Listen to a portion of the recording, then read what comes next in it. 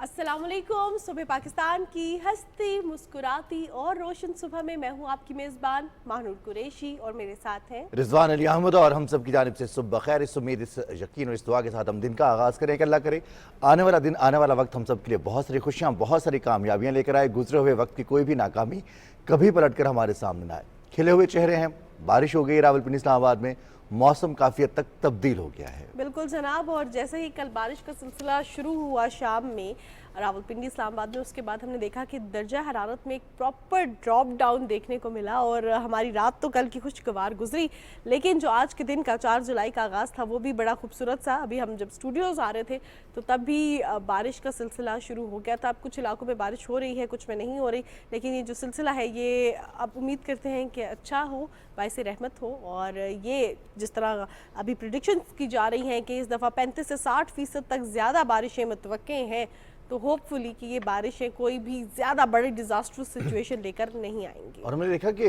बहुत कम वक्त में कल बहुत ज़्यादा बारिश हुई है रावलपिंडी इस्लामाबाद में। और कल दोपहर को ये सिलसिला शुरू हुआ, बाकायदा मानसून की प्रेडिक्शन थी। और अब मानसून के हवाले से जो मानसून की बारिशें बरसाने वाला सिलसिला वो पाकिस्तान में दाखिल हो चुका है, जो कि जून के बाद अब जुलाई और अगस्त में ये जारी रहेगा। ज़्यादा बारिशों के हवाले से एनडीएमए ने भी अलर्ट्स जारी किए हैं, तैयारियां कर रखी हैं। इस हवाले से भी हम बात करेंगे। साथ ही साथ मौसम में आने वाली तब्दीलियां, दर्जा हरारत कहीं कम है, कहीं ज़्यादा है, लेकिन जिन इलाकों में बारिश हो रही है वहाँ पर इंतजामात मुकम्मल कर लिए गए हैं किसी भी हंगामी सूरत हाल से निमटने बिल्कुल के लिए। बिल्कुल। इसके साथ साथ आपको ये भी बता दें कि कुछ इलाकों में जिस तरह रिजवान ने कहा तो सैलाब का अलर्ट भी जारी कर दिया गया है। अब बात करते हैं पाकिस्तान के विजन सेंट्रल एशिया के हवाले से, जिसके हवाले से हम कल से बात कर रहे हैं अपने प्रोग्राम में। वज़ीर आज़म शहबाज शरीफ 2 रोज़ा दौरे पर मौजूद हैं सेंट्रल एशियन स्टेट्स में, और वहाँ पर जो रिसेंट डेवलपमेंट्स आ रही हैं हम सुबह पाकिस्तान में आपको उनसे अपडेट कर रहे हैं। जहाँ पर हम देख रहे हैं कि रिसेंट डेवलपमेंट्स कुछ सेंट्रल एशियन स्टेट्स के साथ है, वहाँ पर रूस के साथ जो है वो ताल्लुकात के हवाले से भी बहुत सी खबरें ज़ेर बहस हैं, क्योंकि रशियन प्रेसिडेंट की और प्राइम मिनिस्टर की मुलाकात हुई है। और इसके साथ साथ आपको ये भी बता दें कि वज़ीर आज़म शहबाज शरीफ ने शंघाई ताउन तंजीम council of head of states इजलास और SCO प्लस के सरबराहान का जो इजलास था उसमें शिरकत की है। काज़ाकिस्तान के दारुल हुकूमत आस्ताना में वज़ीर आज़म शहबाज शरीफ मौजूद हैं। और ये जो विजन सेंट्रल एशिया है इसमें हम देख रहे हैं कि रशियन प्रेसिडेंट के साथ भी मुलाकात हुई है, और उसके साथ साथ दोनों ममालिक के जो ताल्लुकात हैं उस हवाले से भी बातचीत हुई है। वज़ीर आज़म मोहम्मद शहबाज शरीफ ने सदर व्लादिमीर पुतिन को पाकिस्तान का दौरा करने की दावत दी है। फिर दो तरफा ताल्लुकात में मुस्बत पेशरफ्त पर इत्मीनान का इजहार भी किया है। कसीर जहती ताउन को मज़ीद वुसअत देने के हवाले से वज़ीर आज़म मोहम्मद शहबाज शरीफ ने अपने अज़्म का इजहार किया है।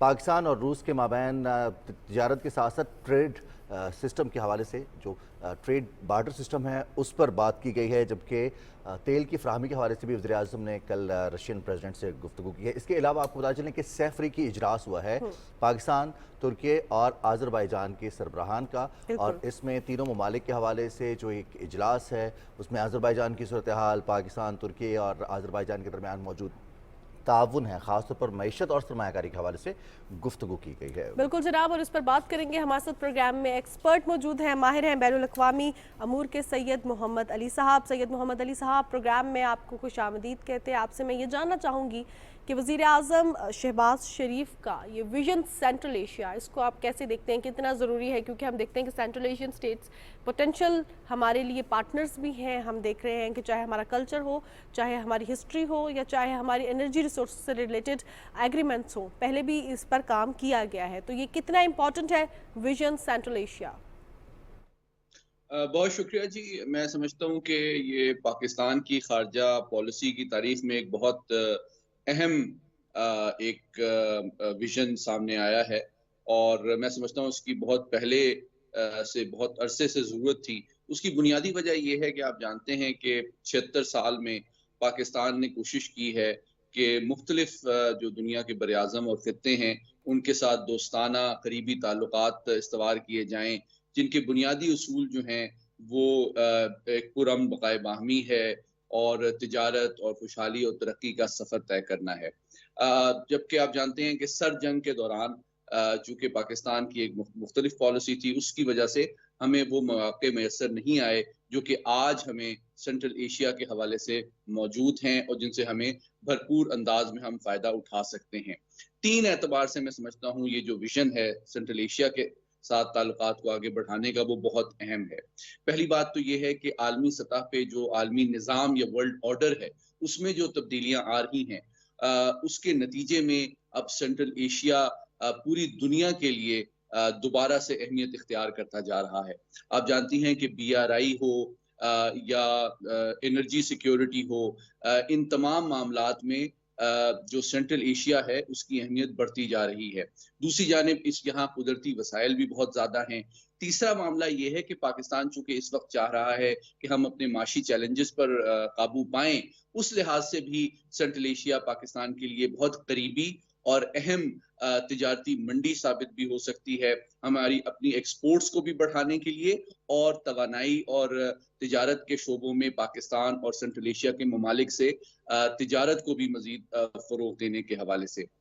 तो मैं समझता हूँ कि ये जो SCO का मौजूदा इजलास है, ये एक बड़ी अहम अपॉर्चुनिटी प्रोवाइड करता है पाकिस्तान की कौमी क़यादत को, वज़ीर आज़म शहबाज शरीफ को, कि वो इस मौके पे तमाम जो अहम सेंट्रल एशिया के लीडर्स हैं और उनसे भी मुलाकात करें साइड लाइन्स पर, बल्कि इन ताल्लुकात को फ़रोग़ देने के लिए, तिजारत को फ़रोग़ देने के लिए, जो हमारे मुश्तरका मसाइल हैं, चाहे वो टेररिज्म हो, ड्रग्स ट्रैफिकिंग हो, उस पे काबू पाने के लिए और साथ ही साथ पाकिस्तान के लिए मज़ीद एक्सपोर्ट्स को बढ़ाने के लिए इनको एक तिजारती मंडियों के तौर पे भी हम इन रवाबित को मज़ीद फ़रोग़ देना चाहते हैं।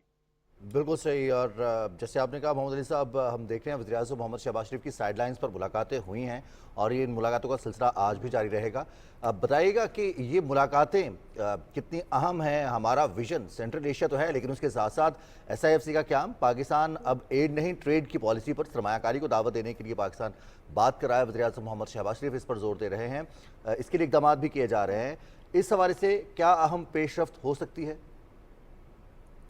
बहुत शुक्रिया। देखिए, इसमें ना पहला पहलू जो सबसे इम्पोर्टेंट मैं आपके सामने रखना चाहूँगा वो ये है कि जो मौजूदा ख़ारजा पॉलिसी है वज़ीर आज़म शहबाज शरीफ की ज़ेर क़यादत, उसमें इंतहाई ज़िम्मेदारी और एहतियात का मुज़ाहरा किया जा रहा है। और सबसे इम्पोर्टेंट बात जो हमारे नाज़रीन को जानना ज़रूरी है, जो कि माज़ी की बहुत सी गलतफ़हमियाँ थी, उनको दूर करने के लिए, कि पाकिस्तान बैक वक़्त जो बड़ी ताकतें हैं, चाहे रूस हो, चीन हो, अमेरिका हो, उनसे दो तरफ़ा सतह पे करीबी, पुरअमन और खुशहाली और तरक्की के लिए ताल्लुकात को फ़रोग़ देना चाहता है।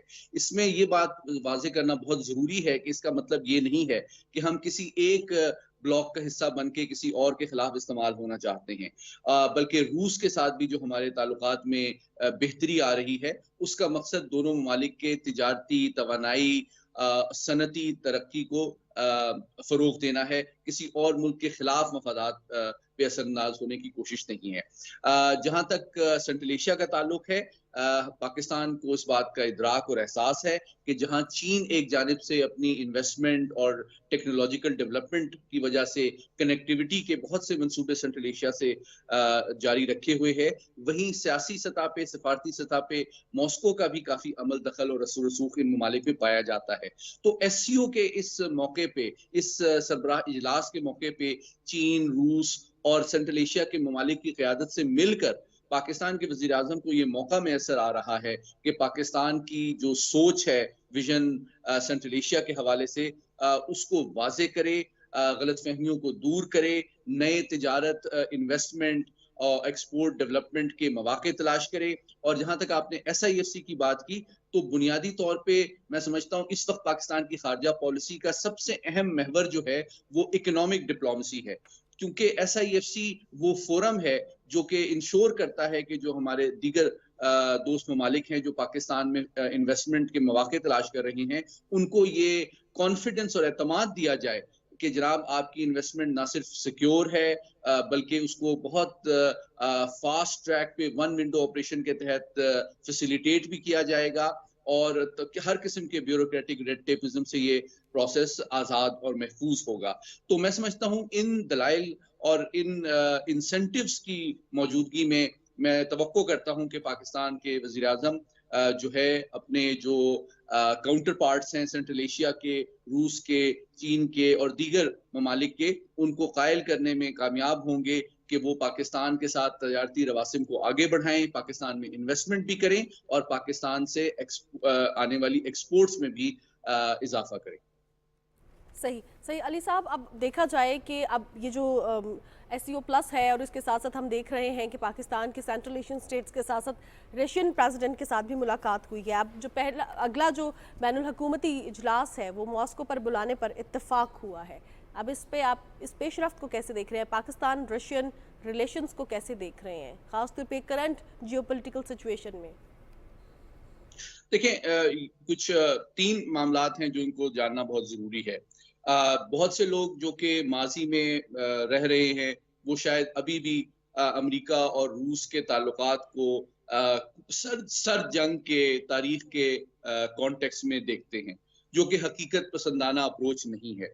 जिस तरह मैंने पहले गुजारिश की कि पाकिस्तान की एक बहुत मोहतात और बैलेंस्ड फॉरेन पॉलिसी है, जिसमें इस बात को बहुत अहमियत हासिल है कि हम तमाम जो बड़ी ताकतें हैं, चाहे अमेरिका हो, रूस हो, चीन हो, इन सब से दो तरफा सतह पे अमन, सलामती, तरक्की और खुशहाली को फ़रोग़ देना चाहते हैं। तो जो रूस के साथ पाकिस्तान के रवासिम में, ताल्लुकात में बेहतरी आ रही है, ये एक दोनों जानिब की इस पॉलिटिकल विल और इरादे का सबूत है कि दोनों ममालिक करीब आना चाहते हैं, माजी से रिकवर करना चाहते हैं और किसी तीसरे मुल्क के हवाले से के खदशात या तवक्कुआत जो हैं वो इस दो तरफा ताल्लुकात की बेहतरी के अमल पर असरअंदाज नहीं होने देना चाहते। और दोनों ममालिक की ये कोशिश है कि मुसलसल एक तसलसल के साथ इन ताल्लुकात को तवानाई के शोबे में, तिजारत के शोबे में, इंडस्ट्री के शोबे में और दीगर एनर्जी के शोबे में आगे फ़रोग़ दिया जाए। रूस और पाकिस्तान का काउंटर टेररिज्म के हवाले से भी और ड्रग्स ट्रैफिकिंग के हवाले से भी मुश्तरका कंसर्न्स हैं। अफगानिस्तान के हवाले से भी दोनों ममालिक को कुछ शेयर्ड कंसर्न्स और खदशात हैं। तो मैं समझता हूँ इस खित्ते की सलामती हो, इस्तेहकाम हो, कनेक्टिविटी हो, तिजारत और सनती अमल की तेज़ी हो, इन तमाम मामलात में मैं समझता हूँ कि आज मॉस्को और इस्लामाबाद की सोच में बहुत ज़्यादा यानी कि एक कॉमनैलिटी पाई जाती है, जिसके ऊपर ये ताल्लुकात को हम आगे बढ़ा रहे हैं। तो मैं तवक्को करता हूँ कि जिस तरह कहा गया कि कुछ जो छोटी-मोटी रुकावटें हैं, चाहे बैंकिंग चैलेंज से रिलेटेड हों, करेंसी के हवाले से हों, उनको भी इस इत्तलात के मुताबिक डिस्कस किया गया वज़ीर-ए-आज़म और सदर पुतिन की मुलाकात के दौरान, जिसमें बार्टर ट्रेड भी शामिल है, जिसमें अल्टरनेटिव बैंकिंग चैनल्स को एक्सप्लोर करना भी शामिल है, ताकि दोनों ममालिक के जो लोग हैं, जो सनत है, जो तिजारती शोबा है, वो एक दूसरे के करीब आ सकें और उन मौके से फ़ायदा उठा सकें जो कि दोनों ममालिक में इस वक्त मौजूद भी हैं और मज़ीद तेज़ी से रुनमा हो रहे हैं। सैयद मोहम्मद अली साहब, आपने जिक्र किया अफ़गानिस्तान का, पाकिस्तान की जानिब से बड़े वाज़े इस अज़्म का इज़हार किया कि अफ़गानिस्तान में अमन है तो पाकिस्तान की तरक्की, अफ़गानिस्तान की तरक्की, इलाके की तरक्की इससे मुंसलिक है, अमन मुंसलिक है। वज़ीर-ए-आज़म मोहम्मद शहबाज शरीफ ने कल जिक्र किया है कनेक्टिविटी कॉन्फ्रेंस के हवाले से, समिट के हवाले से पाकिस्तान उसका इनेकाद करने जा रहा है।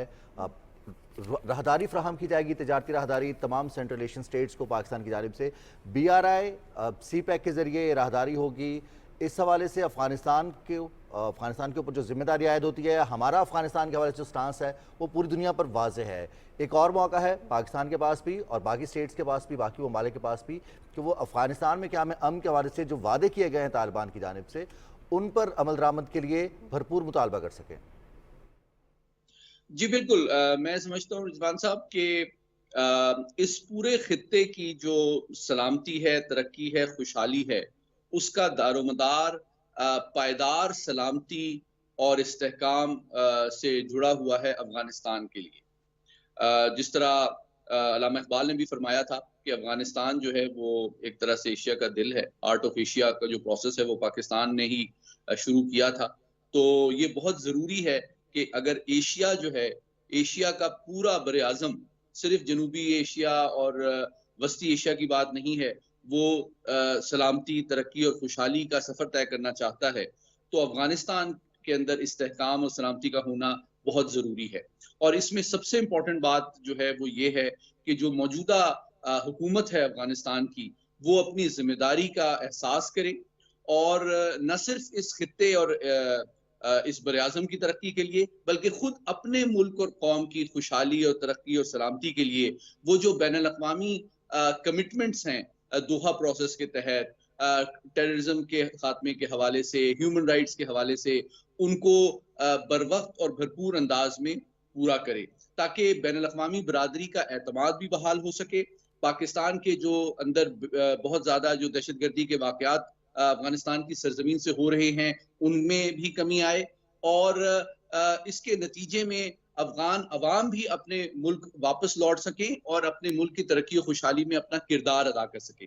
ये 3 चीज़ें जब होंगी तो मैं समझता हूँ न सिर्फ ये कि पाकिस्तान और अफ़गानिस्तान जो है वो इस खित्ते में तरक्की, खुशहाली और कनेक्टिविटी के जो मौक़े सामने आ रहे हैं उससे फ़ायदा उठा सकेंगे, बल्कि दीगर ममालिक भी अफ़गानिस्तान के ऊपर मज़ीद एतमाद ज़ाहिर कर सकेंगे एक ज़िम्मेदार रियासत के तौर पे, जिससे अब दहशतगर्दी के हवाले से, अदम इस्तेहकाम के हवाले से अब इस खित्ते और दुनिया को खदशात नहीं है। इसलिए बहुत ज़रूरी है कि अफ़गानिस्तान की हुकूमत जो है वो इस ज़िम्मेदारी का एहसास करे कि उस अफ़गानिस्तान की सरहद के अंदर किसी भी दहशतगर्द तंजीम या गिरोह या फर्द की मौजूदगी और उसकी सरहदों से दीगर ममालिक में इंतशार और दहशतगर्दी का फैलाव जो है वो न सिर्फ इस खित्ते बल्कि खुद अफ़गान अवाम और अफ़गान हुकूमत के लिए मसाइल का पेश ख़ैमा है।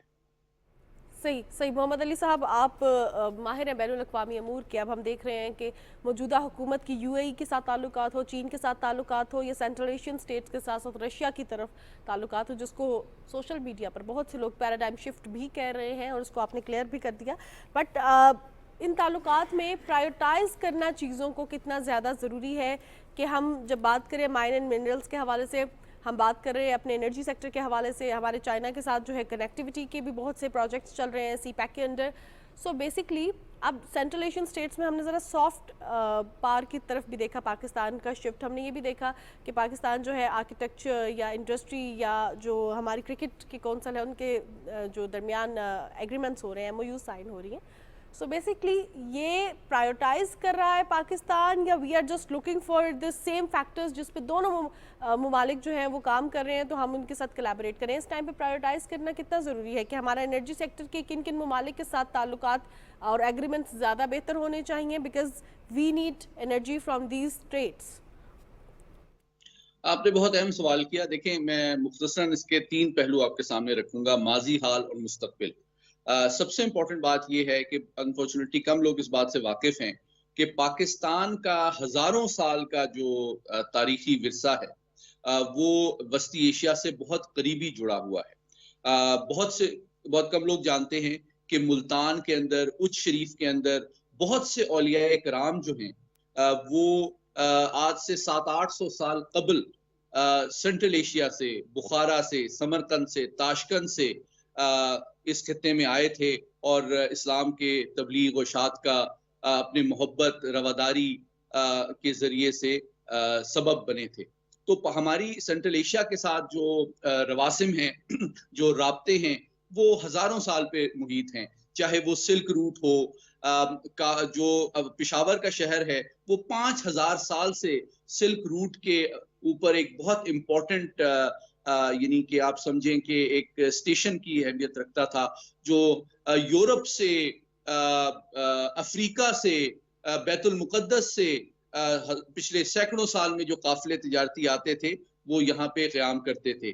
तो ये अफसोसनाक बात है कि पिछले चंद 100 साल के अंदर हमारे दरमियान गलतफहमियां, दूरियां पैदा हुई और आज इस विजन सेंट्रल एशिया के तहत हमें वो मौका मैसर आ रहा है कि हम तारीख के जो अहम और कीमती सबक हैं उनसे इस्तेफादा करते हुए इन रिश्तों को, नातों को, रास्तों को दोबारा जोड़ें, दोबारा दरियाफ्त करें, दोबारा एक दूसरे के करीब आएं। न सिर्फ तारीख के एतबार से, कल्चर के एतबार से, आर्किटेक्चर के एतबार से, हमारी ज़बान, हमारा लिबास, हमारे त्यौहार, हमारा लाइफस्टाइल, हमारा वे ऑफ लाइफ, हमारी खुराक, इनमें से बेशुमार चीज़ें बहुत मिलती जुलती हैं जो कि दोनों सेंट्रल एशिया और पाकिस्तान के अवाम को करीब लाने में एक कुदरती फैक्टर का काम कर सकती हैं। और उसी तशख़्ख़ुस और एहतराम और कुर्बत के जज्बे के तहत हम मुस्तक़बिल के जो उभरने वाले मौक़े हैं, तिजारत के हवाले से, इंडस्ट्री के हवाले से, इकोनॉमी के हवाले से, एनर्जी के हवाले से, कम्युनिकेशन के हवाले से उनके ऊपर वो इमारत तामीर कर सकते हैं जिसके जरिए इंशाअल्लाह आने वाले दिनों और सालों में दोनों ममालिक के अवाम जो हैं न सिर्फ एक दूसरे के हवाले से करीब आ सकेंगे, उनके दिल और दिमाग करीब आ सकेंगे, बल्कि उनकी खुशहाली तरक्की में के सफर में भी एक मुश्तरका हिस्सा डाल सकेंगे और मिलकर इस खित्ते को दहशतगर्दी, मुनशियात, अदम इस्तेहकाम, फॉरेन इंटरवेंशन और डिस्टेबलाइजेशन की पॉलिसी से रिकवर भी करेंगे और तरक्की की खुशहाली का मिलकर सफर तय कर सकेंगे।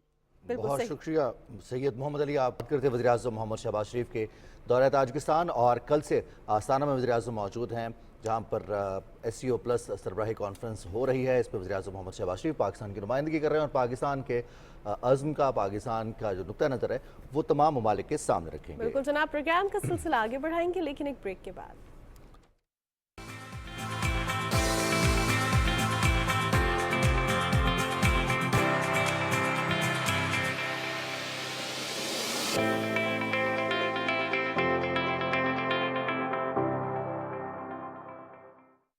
बात हो जमहूरी अक़दार की या सियासी इंतशार की,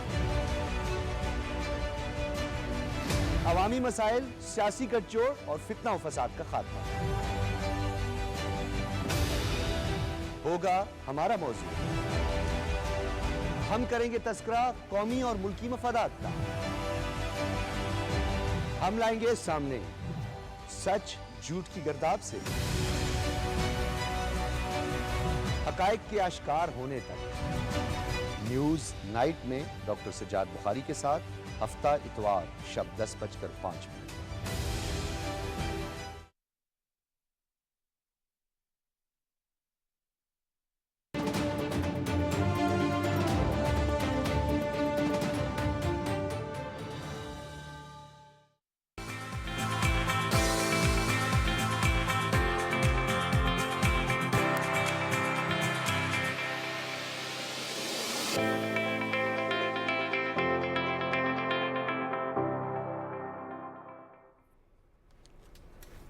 जी जनाब, सुबह पाकिस्तान में आपको एक बार फिर खुशामदीद कहते हैं। प्रोग्राम का आगाज़ हमने किया बड़े हार्डकोर पॉलिटिक्स से और उसको फिर हम जो है ना रिजवान, जब हम बात कर रहे थे सेंट्रल एशियन स्टेट्स के हवाले से तो हमने ज़रा आर्ट एंड कल्चर के हवाले से बात की। अगर आर्ट एंड कल्चर के हवाले से बात करें तो पाकिस्तान का जो अपना आर्ट एंड कल्चर है वो इतना रिच है और पूरी दुनिया में जाना और माना भी जाता है। और अगर आर्ट कल्चर में हम म्यूज़िक के हवाले से देखें तो हमारे जो लोकगीत हैं और लोक गुलकार हैं वो हमारे दिलों में हमेशा ज़िंदा रहते हैं, क्योंकि वो इतनी ज़बरदस्त कॉन्ट्रीब्यूशंस अपनी करके इस म्यूज़िक इंडस्ट्री में गए होते हैं कि आने वाला हर सिंगर उससे इंस्पिरेशन भी लेता है, उनके उन्हीं गानों की प्रैक्टिस भी करता है और उनके गाने सुन के सीखता भी है। हम बात करें अलन फ़कीर। अलन फ़कीर का आपने जिक्र किया तो फ़ौरन से पहले एक गीत जो इतने बड़े जीवन सागर में तूने हमें इनाम दिया, तूने हमें पाकिस्तान दिया, ओ अला और अल्लाह अल्लाह कर भैया, इसके अलावा जो सूफियाना कलाम गाए, जिस अंदाज में गाए वो उन्हें अमर कर गए और आज भी हमारे दिलों में ज़िंदा है। अलन फ़कीर का नाम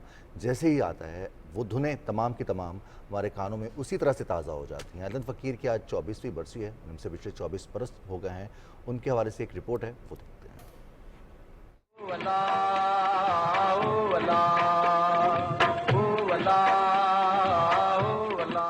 1932 में सिंध धरती पर आंख खोलने वाले अलन फ़कीर का असल नाम अली बख्श था। उनके वालिद धमाली फ़कीर मशहूर साज शहनाई के माहिर जाने जाते थे। यूं अलन फ़कीर लोकगीत और मौसीकी से शुरू ही से मानूस हो गए। उन्हें फ़नी दुनिया में मुतारिफ कराने का सेहरा सिंध के अदीब, दानिश्वर और माहिर सकाफ़त मुमताज़ मिर्ज़ा के सर है।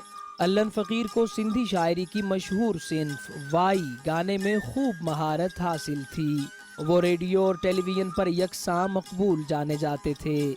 अलन फ़कीर ने सिंधी, पंजाबी, उर्दू, सराइकी और दूसरी बहुत सी ज़ुबानों में गाने गाए और सूफियाना कलाम पढ़े, लेकिन मोहम्मद अली शेहकी के साथ गाया जाने वाला नगमा तेरे इश्क में जो भी डूब गया उनकी फनी शोहरत में इजाफे का बायस बना।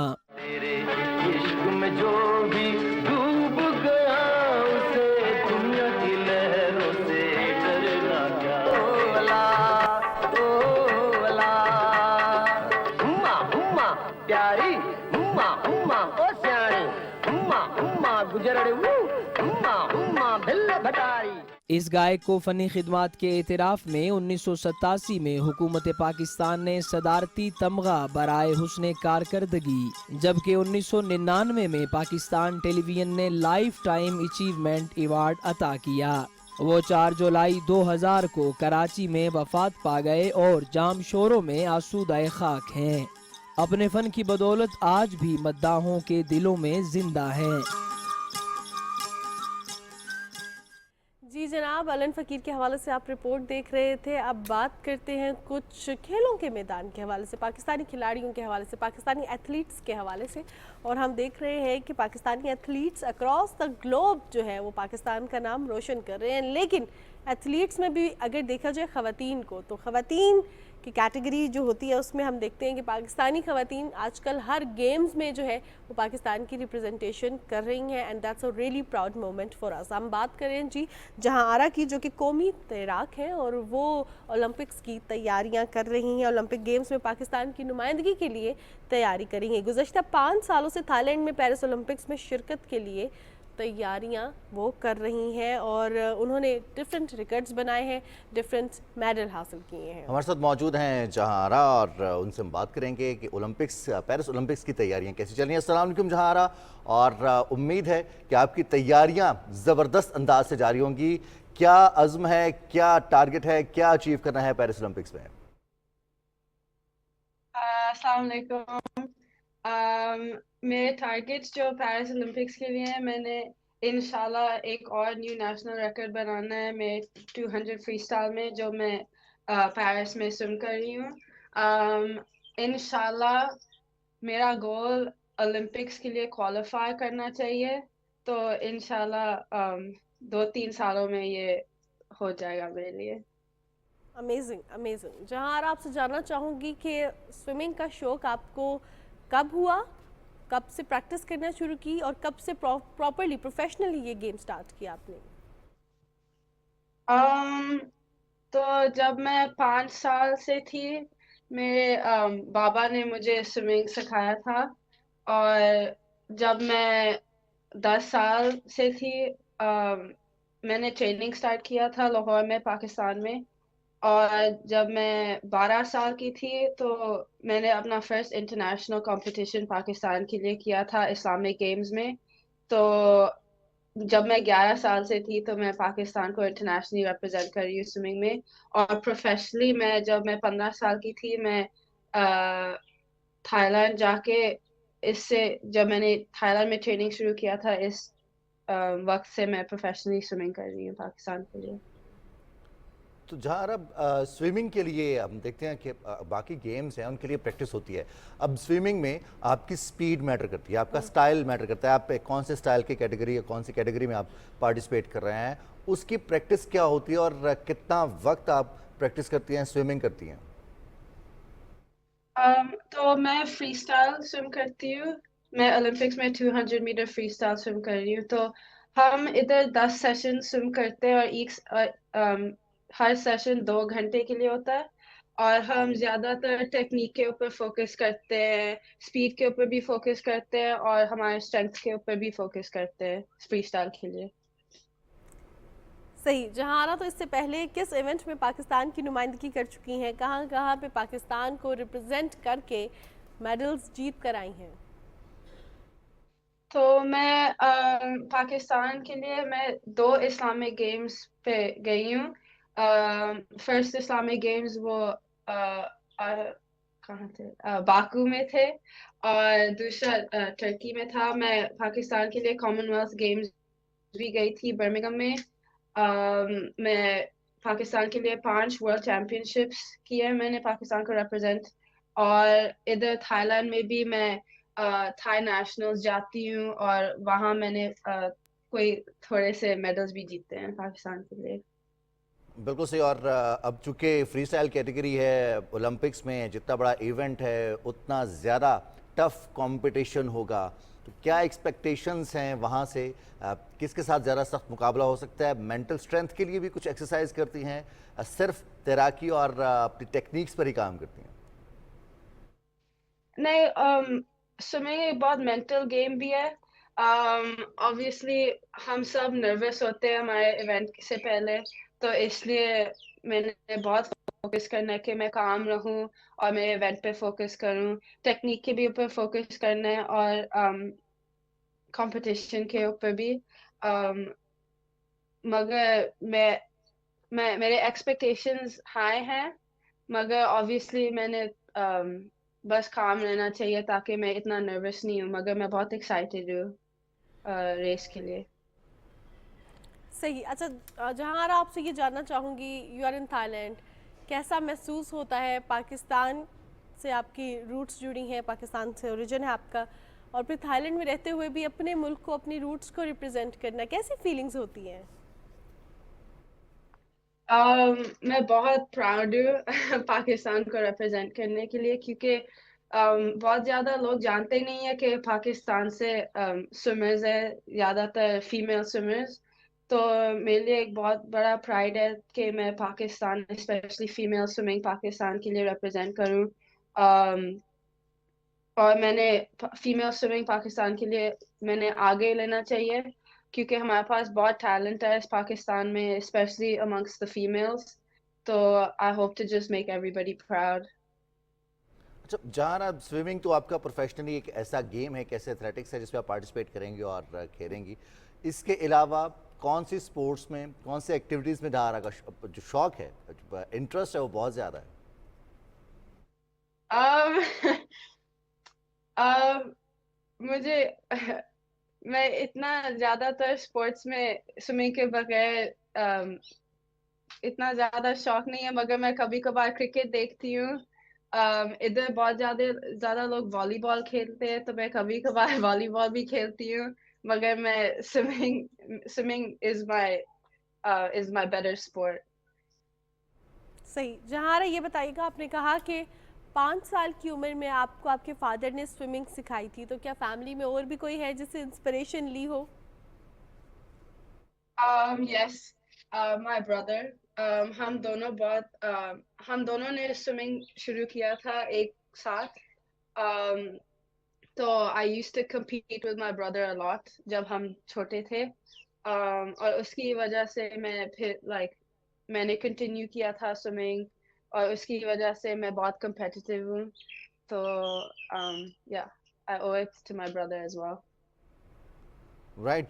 जहां जो अभी तक कॉम्पिटिशन्स हुए हैं उसमें टफेस्ट इवेंट, ऑब्वियसली अभी ओलंपिक्स आ रहा है, ओलंपिक्स में तो आप शिरकत करेंगे, उसको लेकर तो इमेजिन ही किया जा सकता है कि वो कैसा इवेंट होगा और उसमें आपको कौन कौन सी टेक्निक्स आजमानी है। लेकिन जो हो चुके हैं इवेंट्स, जैसे आपने गोल्ड मेडल 2022 में जीता, उसमें कोई ऐसा मोमेंट जो यादगार रहा हो, जो जहाँ जाती हैं उस सबको बता दियो कि ये एक ऐसा मोमेंट था जो कि आपके दिल के बहुत करीब है, आपके लिए हमेशा यादगार रहेगा?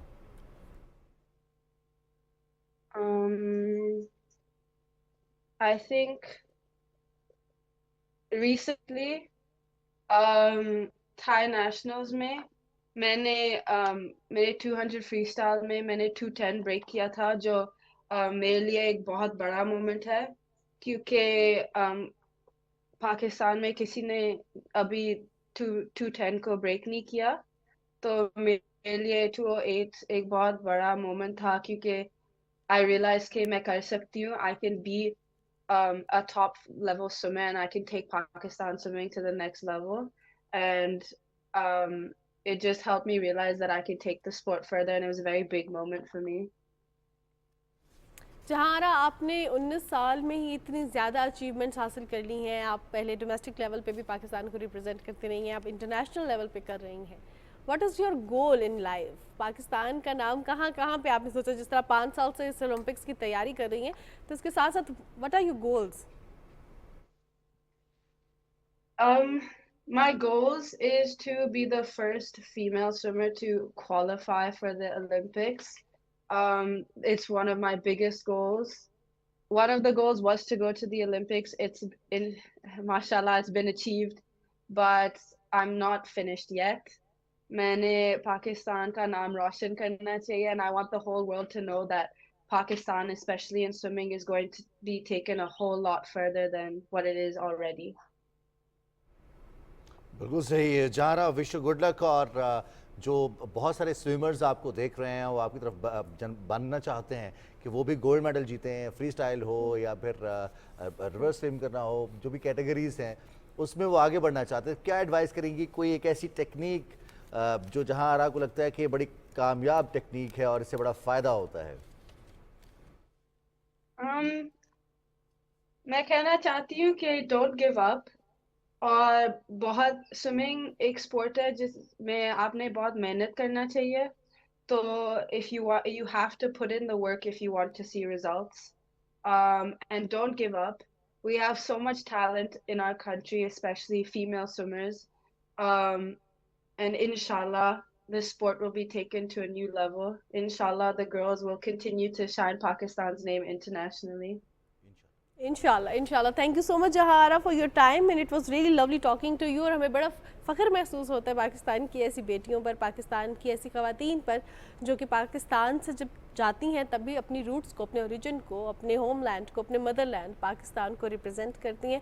And we wish you all the best कि आप इन ओलंपिक्स में भी, जिनकी आप 5 साल से तैयारी कर रही हैं, अच्छे से परफॉर्म करें, पाकिस्तान का नाम रोशन करें। और यही बहुत बड़ी चीज़ है कि आप पाकिस्तान को रिप्रेजेंट करें और ख़ास तौर पे स्विमिंग में रिप्रेजेंट करें। एक ऐसी गेम, एक ऐसी एक्टिविटी जिसमें पाकिस्तान की फीमेल स्विमर्स बहुत कम है। That's really lovely. राइट जी, अब कुछ बात करते हैं पाकिस्तान के और 2 नौजवानों की जिन्होंने एशियन स्नूकर टीम चैंपियनशिप में पाकिस्तान के इब्तदाई दोनों मैचेस जीत लिए हैं। टीम ने नॉकआउट मरहले के लिए क्वालिफाई कर लिया है।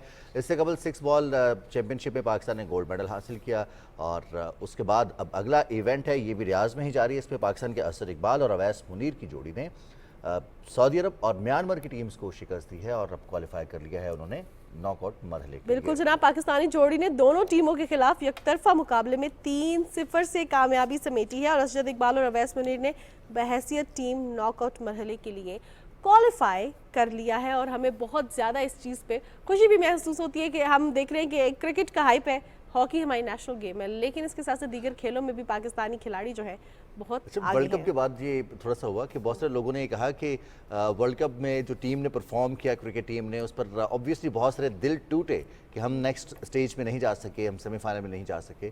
तो लोगों ने ये डिमांड की कि अब हमें तवज्जो देनी चाहिए अपने कौमी खेल, हॉकी की जानिब, हमें स्क्वाश की जानिब, स्नूकर, स्विमिंग, जो बाकी खेल हैं उनकी तरफ तवज्जो देनी चाहिए। तो भाई हम तो पहले से बात कर रहे हैं, हम तो अपने प्रोग्राम में हॉकी की बात भी करते हैं, लेकिन हम तो रिजवान स्क्वाश की वो बात भी कहते हैं करते ना हैं कि मुकाबला तो दिल नातवा ने खूब किया। आप ये भी तो देखिए हॉकी की टीम कितना ज़बरदस्त प्ले करके आई है। बेशक फाइनल में वो नहीं जीत सकी, लेकिन जिस तरह उसका इस्तकबाल किया गया है और आवाम की जानिब से किया गया है, तो ये इस चीज़ की जो है रिप्रेजेंटेशन है कि आवाम देख रही है कि जो आप इंडिविजुअल लेवल पे भी एफर्ट्स कर रहे हैं पाकिस्तान के कौमी खेल को बेहतर से बेहतरीन बनाने के लिए। क्योंकि जब हमारे साथ एक्सपर्ट होते हैं तो हम इसी हवाले से बात करते हैं कि हॉकी को हम एक दफ़ा फिर स्क्रैच से स्टार्ट कर रहे हैं। हमने इसका बूम देखा, हमने इसका पीक देखा, लेकिन अब हम इसको दोबारा से स्क्रैच से और ये स्टार्ट हमारे करें। हीरोज़ हैं तो हम ही इन्हें हीरोज़ बनाएंगे, हम इनको फॉलो करेंगे, इनके अच्छे खेल को उसी तरह से इनकी सताइश करेंगे प्लेयर्स के लिए। जो इक़दाम किए जाते हैं उनके बेनिफिट के लिए, उनके मुआशी इस्तेहकाम के लिए, उनकी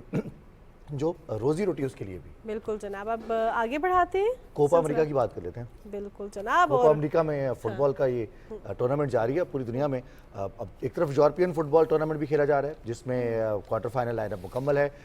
कल से मैचेस का आगाज़ होगा, जबकि कोपा अमेरिका फुटबॉल कप में ब्राज़ील और कोलंबिया क्वार्टर फाइनल में पहुंच गए हैं। बिल्कुल जनाब, और ग्रुप डी में दोनों टीमों के दरमियान मुकाबला 1-1 गोल से बराबर रहा है। और हम देख रहे हैं कि अच्छा रिजवान, जहाँ पे हम फुटबॉल के हवाले से बात करें, फुटबॉल की शौकीन पाकिस्तान में भी बहुत ज़्यादा है। हमने देखा कि जब पाकिस्तान में फुटबॉल के मैचेस हुए तो हमारे स्पोर्ट्स कॉम्प्लेक्स को तो हायर छोड़े, उसके बाहर जो पार्किंग थी वहाँ तक रश था और इतना जो अच्छा फीडबैक आ रहा था लोगों की जानिब से। तो ये देखने में सामने आया है कि पाकिस्तान की जो आजकल यूथ है ना, जिसके बारे में अक्सर औकात पेरेंट्स भी यही शिकायत करते हैं कि ये फ़ोन छोड़ते नहीं हैं, हमने देखा है कि वो बच्चे इस तरह की गेम्स को बहुत ज़्यादा पसंद करते हैं, वो स्टेडियम्स में जाना चाहते हैं, वो देखना चाहते हैं। तो इस तरह की हेल्दी एक्टिविटीज़ बहुत ज़्यादा ज़रूरी है हेल्दी माशरे के और यूरोपियन फुटबॉल की बात की जाए तो वहाँ पर भी कुछ इवेंट्स ऐसे हो रहे हैं, ऐसे मैचेस खेले जा रहे हैं। अब कुछ बात करते हैं कि पाकिस्तान के जो नौजवान हैं जो खेल के मैदान में या जहाँ मौका मिलता है वहाँ पर अपने टैलेंट का मुजाहरा करते हैं। और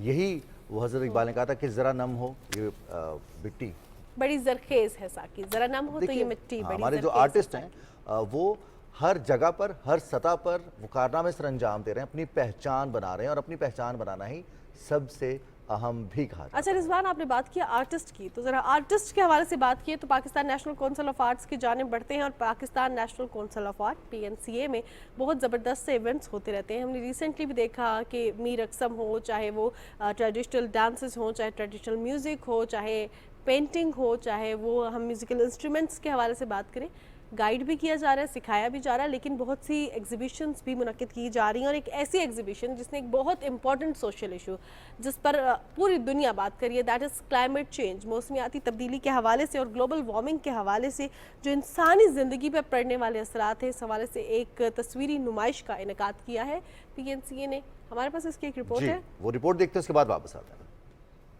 दुनिया को इस वक्त मौसमियाती तब्दीलियों के चैलेंजेस का सामना है। इसकी अहमियत और फिक्र अंगेजी को उजागर करने के लिए PNCA इस्लामाबाद में एक तस्वीरी नुमाइश का एहतमाम किया गया, जिसमें मेहमान खसूसी वज़ीर आज़म की कोऑर्डिनेटर बराए मौसमियाती तब्दीली रुमीना खुर्शीद आलम थीं, जिन्होंने नुमाइश में रखे फनपारों में कारीगरी को खूब सराहा। मैं समझती हूँ कि खाली ज़मीन के साथ जुड़े रहने की बात नहीं है, ये तो आसमान की भी बात है, सितारों की भी बात है, रोशनी की भी बात है। यहाँ पर सूफ़ीज़म की बात हुई, इकबाल की शायरी की बात हुई, अल्लाह के बनाए हुए करिश्मों की बात हुई और कायनात की बात हुई। और उन तमाम तर एस्पेक्ट्स को क्लाइमेट चेंज के साथ जिस तरह से खूबसूरती के साथ जोड़ा गया, मैं समझती हूँ कि वो ख़ुद में एक बहुत बड़ी मिसाल है। और आज जो काम इन आर्टिस्ट्स ने किया है वो एक इंटरनेशनल लेवल से मैं समझती हूँ कहीं कम नहीं, और हमें मिलकर मीडिया के तवस्सुत से और हम सबको मिलकर जो है इस काम को ना सिर्फ प्रमोट करना है बल्कि इसको और ज़्यादा तरजीह देनी है। और मैं समझती हूँ कि आज जो काम इन लोगों ने किया वो साबित करता है कि जो आर्टिस्ट है उसकी ना कोई सरहद है, और वो जिस तरह से अपने काम को प्रेजेंट करता है, they are the actual true ambassadors and champions of the climate change. ज़मीन से जुड़े रहने के मौजू पर मुनक्दा इस नुमाइश में ऐसे फनपारे रखे गए थे जिनसे मौसमियाती तब्दीली की हकीकत आयां थी। स्पेसिफिकली इस पेंटिंग में प्रेजेंट किया गया है कि कैसे वुमेन बीइंग के तौर पे हम अपने एनवायरनमेंट को पे कितना ज़्यादा इम्प्रूवमेंट लेकर आ सकते हैं। स्पेशली इसमें ख़ातून जो दिखाई गई है वो वुमेन एक्सप्रेशंस हैं कि हम ज़रूरी नहीं है कि ह्यूमन बीइंग के तौर पे, लेकिन हम अपनी ख़वातीन के तौर पे, इंडिविजुअल्स के तौर पे हम किधर किधर अपने रोल को प्ले कर सकते हैं। ये इंस्पायर्ड है, रूमी की एक टेल है, Greek art and Chinese and Greek art, ये उनसे इंस्पायर्ड है। उसमें यही जिक्र है कि अगर हमारा दिल की रोशनी साफ़ होगी, अगर हम दिल से साफ़ होंगे तो हम हर तरह की मुश्किलात को फेस कर सकते हैं। तो इसी तरह अगर इस तरह की प्योर लाइट्स होंगी तो वह हर तरह के हार्श वेदर्स को से फेस कर सकती है वो। शुरका का कहना था कि ज़मीन हमारा घर है और इसे महफूज बनाना भी हम सब की जिम्मेदारी है। हर पेंटिंग में एक ऐसी एलिमेंट ज़रूर है जो जिसमें नेचर ज़रूर हो, जिसमें कुदरत दिखाई गई है। उसमें एक एलिमेंट इस तरह है जिसमें आसमान है, जिसमें परिंदे हैं, जिसमें दरख्त हैं। इसमें हमको उनके क्रिएटिविटी मिल रही है, उसमें उनकी एग्जीक्यूशनल स्किल्स का पता चल रहा है और उम्दा कॉम्पोजिशंस है, तो दिल खुश हुआ है।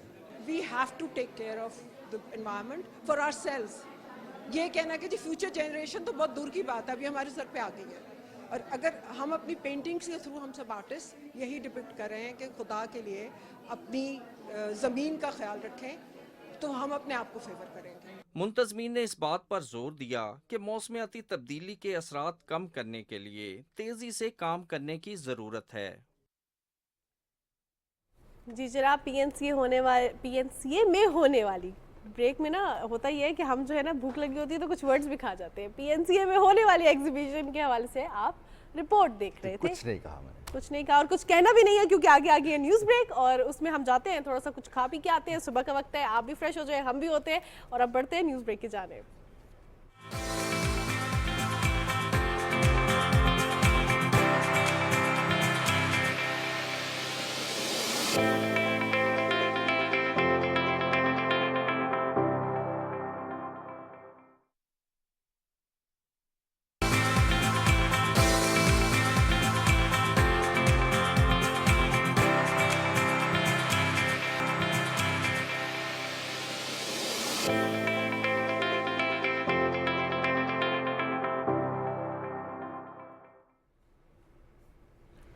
जी जनाब, सुबह पाकिस्तान में आपको एक बार फिर खुशामदीद कहते हैं और आज है जुमेरात। मंडे और जुमेरात को क्या होता है रिजवान? हमारे पास मजहर साहब तशरीफ़ लाते हैं और मजहर साहब एक शाहकार के साथ आते हैं। अस्सलाम वालेकुम मजहर भाई। अल्हम्दुलिल्लाह ठीक ठाक। तो मजहर साहब आज क्या तख्लीक कर रहे हैं? हो गया है, बारिश हुई है रात को पिंडी इस्लामाबाद में बड़ी शदीद हब्स के बाद।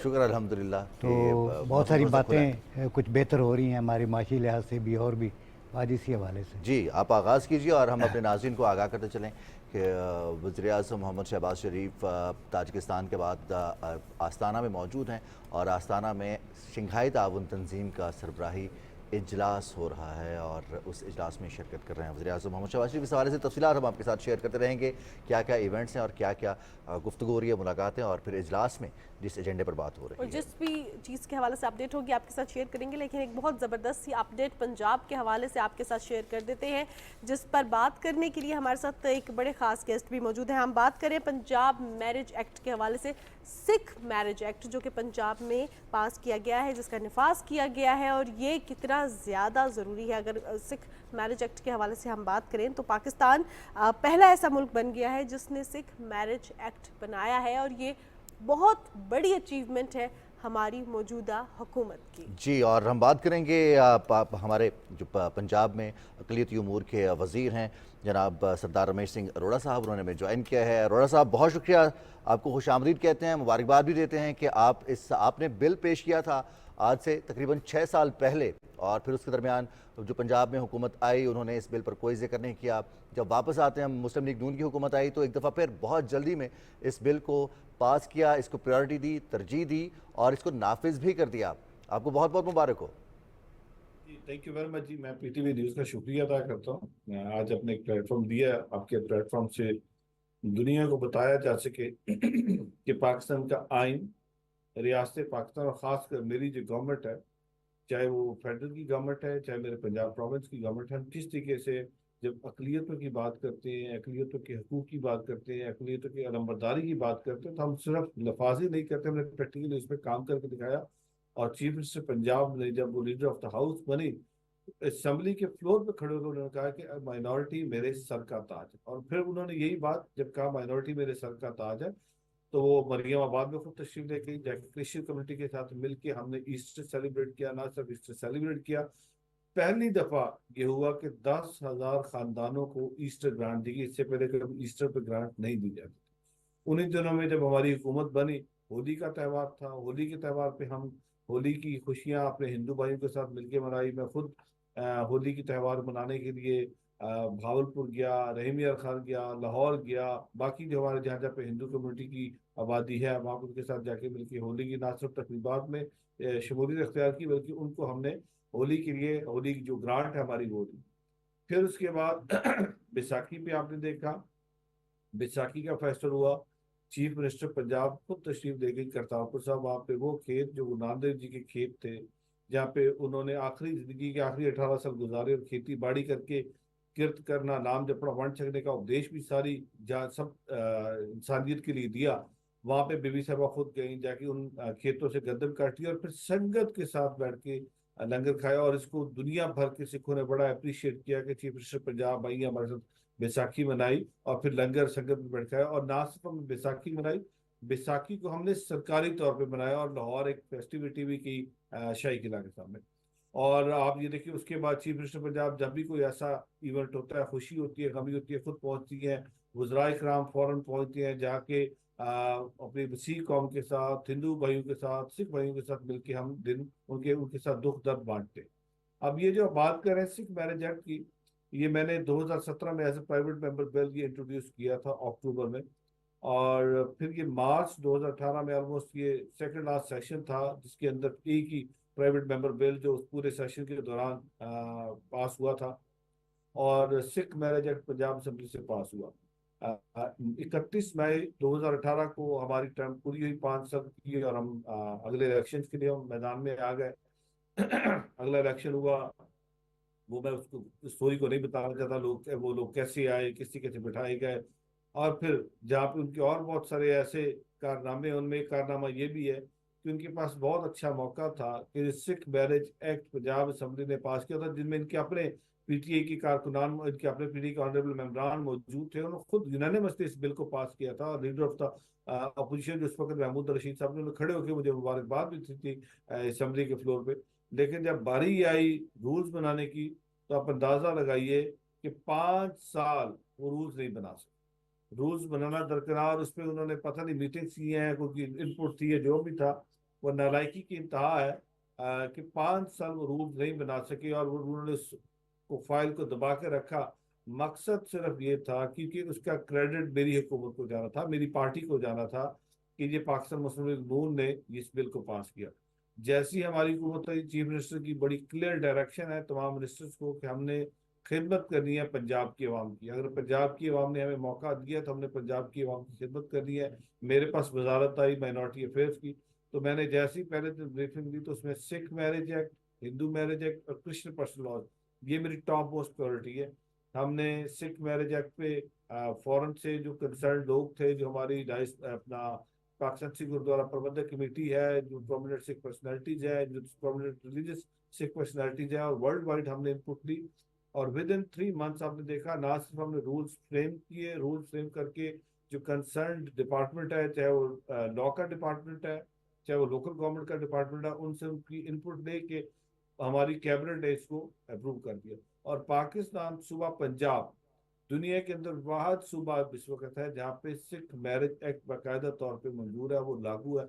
और ये क्रेडिट पाकिस्तान की आवाम को जाता है, पंजाब की आवाम को जाता है। और सर्टनली इसका सेहरा मेरी जो चीफ मिनिस्टर पंजाब है मोहतरमा मरियम नवाज शरीफ साहबा, उनको ये सेहरा जाता है, जिन्होंने हमेशा माइनॉरिटी को अपलिफ्ट करने की बात की है। और इसके बाद अगला मेरा जो मरला शुरू हो रहा है, वो क्रिश्चियन पर्सनल लॉज पे हमने काम शुरू कर दिया। माइंडा कुछ दिनों में अपने क्रिश्चियन कम्युनिटी के साथ मिलकर बैठ के, जिसके अंदर लेकुनाज है, जिसके अंदर फर्दर बेसिक ह्यूमन राइट्स की बात हो रही है, जो भी है, उसको हम उनकी तवक्कुआत के मुताबिक हम उसको कंप्लीट करेंगे। पैरेलल हम हिंदू मैरिज एक्ट, क्योंकि सारी असम्बलीज ने ये मैंडेट दिया था कौमी असम्बली को, हम हिंदू मैरिज एक्ट के भी जो लॉज हैं, रूल्स हैं, वो फ्रेम करने जा रहे हैं। और हम कोशिश कर रहे हैं कि with in this quarter maximum हम इस पे काम कर लें। और ये जो अगला हमारे 6 महीने हैं इस साल के कैलेंडर ईयर के, हम इसमें ये भी दोनों अप्लाई कर बना के हम इनको भी नाफिजुल अमल करवा दें। सही सही। मैं अब आपसे ये भी जानना चाहूँगी, जिस तरह ये मैरिज एक्ट पास किया गया है और उसका निफाज किया गया है, अब हम ये भी देख रहे हैं कि पाकिस्तान एक ऐसा स्टेट है जहाँ पे माइनॉरिटीज़ को भी उतने ही राइट्स हासिल हैं जितने मेजॉरिटी में रहने वाले अफराद इंजॉय कर रहे हैं। हालिया बजट जो पेश किया गया है और पास हुआ है बजट, उस वो ज़ेर बहस है, इसमें भी मैं ये जानना चाहूँगी कि ख़ास तौर पर जो पाकिस्तान की माइनॉरिटीज़ हैं उनको किस तरह मद्देनज़र रखा गया है ताकि उनके भी राइट्स को, उनकी भी लाइफ को यहाँ पे सिक्योर किया जा सके। देखिए जी, मैंने जिस तरह पहले अर्ज की कि चीफ मिनिस्टर पंजाब का विजन है कि पंजाब के अंदर जो हमारी अकलियत है उनकी एहसास महरूमी को हमने एड्रेस करना है, उनकी वर्शिप प्लेसेस को सेफ गार्ड करना है, उनकी जो रिलीजियस रिचुअल है उनमें हमने शामिल होना है, उनको ये एहसास दिलाना है कि वो भी पाकिस्तान के और पंजाब के बराबर के शहर हैं। और हमने यहाँ पे डाइवर्सिटी को प्रमोट करना है, रिलीजियस टूरिज्म को प्रमोट करना है। हमने जो हमारी माइनॉरिटी के अंदर एक एहसास है, एक डर है, हमने उस डर को, उस खौफ को खत्म करना। और ये चीफ मिनिस्टर की पहले दिन की clear on the floor of the house ये एक उनकी स्पीच थी, और स्पीच में बार बार इस बात का तस्करा करेंगे। अब इस बजट के अंदर इस दफा ऑलमोस्ट 188% इंक्रीज हुआ है। मैं खुद गया हूँ जाके चीफ अपना चेयरमैन प्लानिंग डेवलपमेंट के साथ, मिनिस्टर फाइनेंस के साथ, खासकर चीफ मिनिस्टर पंजाब की, I am really thankful to the chief minister Punjab, जिस तरीके से इस दफा 188% बजट के अंदर इंक्रीज है। इसमें मैं मरीम औरंगजेब साहब का भी शुक्रिया अदा करता हूँ, बिकॉज प्लानिंग एंड डेवलपमेंट की मिनिस्ट्री उनके पास है। और आप ये देखिए कि जो हमारा माइनॉरिटी डेवलपमेंट फंड है, ये पिछली दफा 1.5 बिलियन था, जो कि बढ़ा के 2.5 बिलियन किया गया। और इसके पीछे मकसद यही था कि हमारी जो माइनॉरिटी जो काफ़ी लंबे अरसे से एक वनरेबिलिटी का शिकार है, पिछले 5 साल ये हुकूमत क्लेम तो करती रही, दावा तो करती रही कि हम उनके लिए 1 बिलियन के फंड रख रहे हैं, 2 बिलियन के फंड रख रहे हैं, बट जब रिलीजेस की बात आती तो एक दफ़ा तो मेरी स्पीच ऑन रिकॉर्ड है, मैंने असेंबली के फ्लोर पर खड़े होकर कहा था कि उस साल इनकी रिलीज 0 थी। लाइकवाइज पिछले साल भी रिलीजेस बहुत कम है, उससे पिछले साल भी रिलीजेस बहुत कम है। तो नॉर्मली होता ये कि फंड्स रख दिए जाते हैं, रिलीज नहीं किए जाते, तो वो एक और भोंडा मजाक के माइनॉरिटी के साथ। इस दफा चीफ मिनिस्टर की डायरेक्शन आ गई है, उन्होंने कहा है कि with in the month of July सारे PC1 पहुंच जाने चाहिए। जितने भी हमने फंड्स रखे हैं, जो हमने फंड रखे हैं उसके PC1 बनना शुरू हो गया है। इंशाल्लाह इन सब पे हम with in this month PC1 बना के जमा करवा देंगे ताकि फंड्स की रिलीज होती है तो इसकी इम्प्लीमेंटेशन जो है बाय अगस्त इनकी इम्प्लीमेंटेशन, और कुछ प्रोजेक्ट में तो हम कोशिश करें कि जुलाई में जैसे ही होता तो हम तो शुरू कर दें। इस दफा 5.5 बिलियन का ओवरऑल बजट मिला है, जो एक रिकॉर्ड बजट है जिसमें 188% इंक्रीज है। इसके अंदर हम रिलीजियस टूरिज्म को प्रमोट कर रहे हैं। हमारी वो वर्शिप प्लेसेस जिनकी अपनी हिस्टोरिकल सिग्निफिकेंस है, चाहे वो चर्च है, चाहे वो मंदिर है, चाहे वो गुरुद्वारा है, हम उनकी रेस्टोरेशन की बात कर रहे हैं, हम कंजर्वेशन की बात कर रहे हैं। उसके लिए हमने वर्ल्ड सिटी के साथ कल मेरी एक बड़ी डिटेल्ड मीटिंग हुई है। लाशारी साहब को हमने रिक्वेस्ट की है क्योंकि एक बड़ा रिच एक्सपीरियंस है, खासकर जितने भी हिस्टोरिकल बिल्डिंग है उनकी कंजर्वेशन की। हम उनके साथ मिल के जो हमारी हिस्टोरिकल बिल्डिंग्स हैं हम उनकी कंजर्वेशन पे काम कर रहे हैं। उसमें चर्चेज भी हैं, उसमें हिस्टोरिकल मंदिर भी हैं, उसके अंदर हिस्टोरिकल गुरुद्वारा भी हैं। पर्पस यही है ताकि पाकिस्तान से बाहर कोई भी सियाह आता है वो रिलीजियस एंड कल्चरल टूरिज्म की बात करते तो हम उनको उन जगहों पे लेके जाएं और हम ये बता सकें कि हम यहाँ पे पाकिस्तान के अंदर, पंजाब के अंदर मुख्तलिफ मज़ाहिब रहते हैं, हम मुख्तलिफ मज़ाहिब की अकायद की इज्जत करते हैं, गारंटी करते हैं कि उनकी वर्शिप प्लेसेस को सेफगार्ड रखा जाए, सिक्योर रखा जा सके। इसलिए हम इन सारी जितनी वर्शिप प्लेसेस हैं जिनकी हिस्टोरिकल सिग्निफिकेंस है, हम मरहलावार जितने फंड्स इस दफा मेरे पास आए हैं उसमें हमारे पास लाहौर के अंदर भी है, मुल्तान भी है, साहिवाल भी है, उकाड़ा भी है, मुल्तान के साथ साथ अपना रहीलिया खान भी है, रावलपिंडी भी है, ननकाना साहब है, नारोवाल है, गुजरावाला है, शेखुपुरा है। तो हम इन सारे डिस्ट्रिक्ट के अंदर जहाँ जहाँ पे हमारे फुटप्रिंट्स हैं माइनॉरिटी की और फिर उसके बाद उनकी वर्शिप प्लेसेस हैं, हम वर्शिप प्लेसेस को भी, और जहाँ पे हमारी माइनॉरिटी रहती है उनकी जो बेसिक एमिनिटीज है, जो सिविक फैसिलिटीज हम उनको सब प्रोवाइड कर रहे हैं। कोशिश कर रहे हैं कि मैक्सिमम लोगों तक हम ये इसको बेनिफिट कर सकें। बिल्कुल सही। और हम देख रहे हैं कि अरोड़ा साहब जो आपने इकदामात बजट में खासतौर पर माइनॉरिटी डेवलपमेंट फंड के हवाले से जो तफवीज़ किए गए हैं, बजट में तजावीज़ रखे गए हैं, उससे तो आपने आगाह कर दिया। माइनॉरिटीज़ के हवाले से, उनकी तालीम और तरबियत के हवाले से, जॉब अपॉर्चुनिटीज़ के हवाले से, स्किल डेवलपमेंट के हवाले से और ज़िंदगी में आगे बढ़ने के हवाले से जो इकदाम तजवीज़ किए गए हैं माइनॉरिटी फ़ंड में जो रकम मुख्तस की गई है, उस हवाले से बताइएगा वहाँ पर क्या हिस्सा रखा गया है और कितने नौजवान हैं जो इससे इस्तेफादा करें। बड़ा वैलिड आपका क्वेश्चन है जी, और ये हमने अपने इस पूरे बजट के अंदर खासकर जो vocational and technical skill training है उसके लिए हमने फंड्स अपने मुख्तसर किए हुए हैं ताकि हमारी जो खासकर माइनॉरिटी यूथ है उनको vocational and technical skill training के अंदर टेक्टा से हमारी बात चल रही है। हम कोशिश करें PSDF के साथ हम मिलकर बात करें, हम पीर जो पंजाब एजुकेशनल एंडाउमेंट फंड है उनके साथ हमने बातचीत करें। कुछ फंड हमने मुख्तस किए हैं बट हम कोशिश करें कि उनके साथ मिलकर फर्दर इसको एनहांस किया जाए। इसके साथ साथ जो चीफ मिनिस्टर पंजाब का विजन है डिजिटल लर्निंग का, तो इस वक्त मेरी बात चल रही है, 2-4 ऐसी कंपनीज हैं जो digital learning particular in terms of, जब हम वोकेशनल टेक्निकल स्किल ट्रेनिंग की बात करते हैं उनके साथ हम इसको आउटरीच को बढ़ाने की कोशिश कर रहे हैं। आजकल जो एरा है वो आपको पता ही है मोबाइल का एरा है, तो हम इस वक्त कोशिश ये कर रहे हैं कि इसमें ऐप डेवलपमेंट की बात करें या वेबसाइट बनाने की बात करें, कुछ और जो ऐसी ट्रेनिंग्स हैं हम पंजाब के अंदर जो हमारी वल्नरेबल कम्युनिटी है जो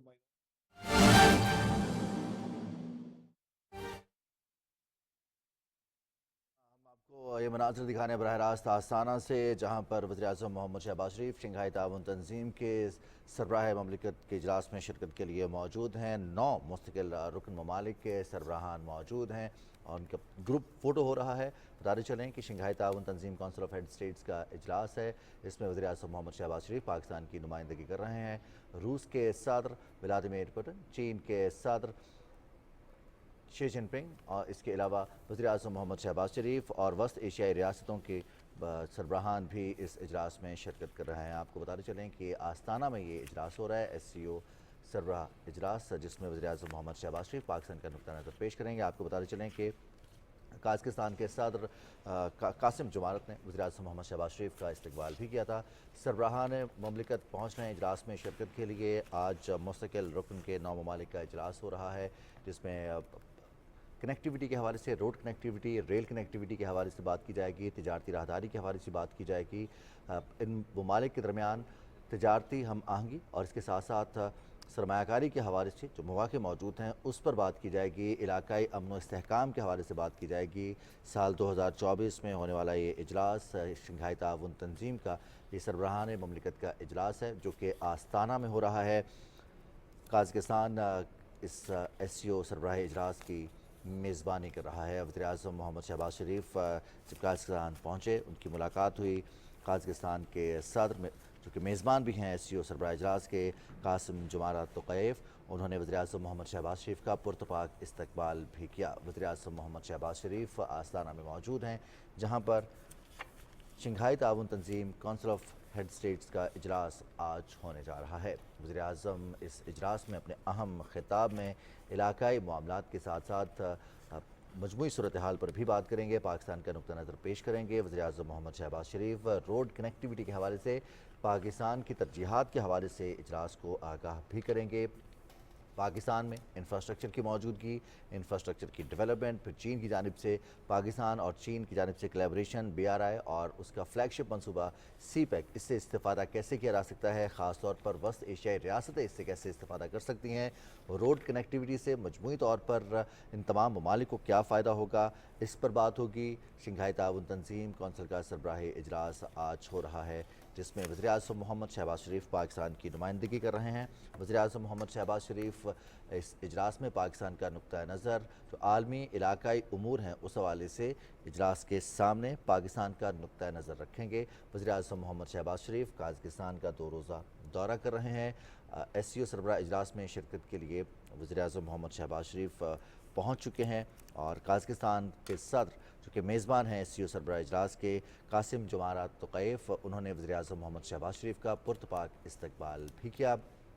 मुलाकात भी मुतवक्के है जबकि साइड लाइन्स पर मुलाकातें भी हो रही हैं। वज़ीर-ए-आज़म मोहम्मद शहबाज शरीफ की गुज़िश्ता रोज़ रूस के सदर व्लादिमीर पुतिन से मुलाकात हुई। इसके अलावा सैफरी की इजलास में भी शिरकत की जिसमें आज़रबाईजान, तुर्की और पाकिस्तान उस सैफरी की इजलास के मेंबर हैं।